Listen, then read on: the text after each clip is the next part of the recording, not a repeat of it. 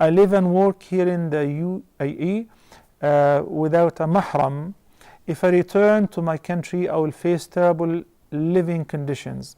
Furthermore, I'm able to practice my deen here freely. Is it permissible for me to stay here without a mahram?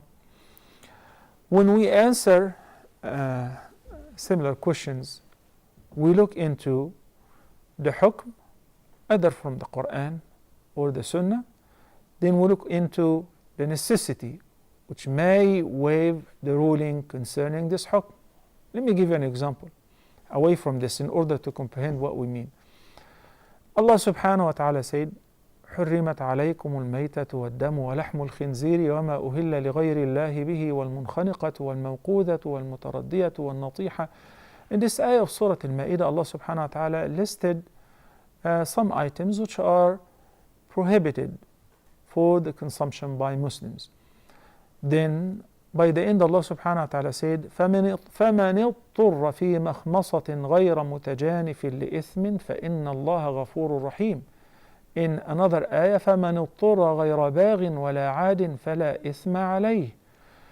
And the two endings mean, and whoever is in a necessity, in a very severe condition, then with two conditions to guard necessity, which is غير باغ ولا عاد غير متجانف لإثم, which means he does not desire the consumption of the haram. He doesn't like to eat pork. He doesn't like to drink wine. But he is or she is in a necessity. It's a matter of life or death. ولا عاد, يعني they consume whatever they consume of the haram in order to survive. Then there is no blame on them.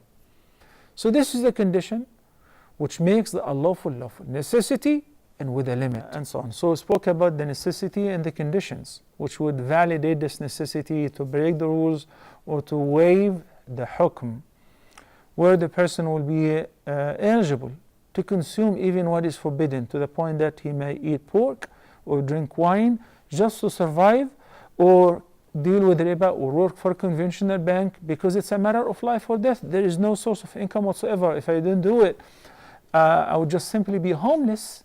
I can't find a loan to do my operation or surgery or some very serious matters. Okay, so each person has to examine his or her conditions, whether it is that serious. يعني, can we call it ضرورة, necessity or not? Because the rule says الضرورات تبيح المحظورات. Necessities make the unlawful lawful, but not openly and not forever and not for good. As we said, the ayat said, غير متجانف لإثم, or غير باغ ولا عاد. I do not really desire, so I'm only doing that because that is the only option. I don't have any other options, and I do it with a limit. May Allah give you a good husband, so this way you don't have to travel alone without a mahram.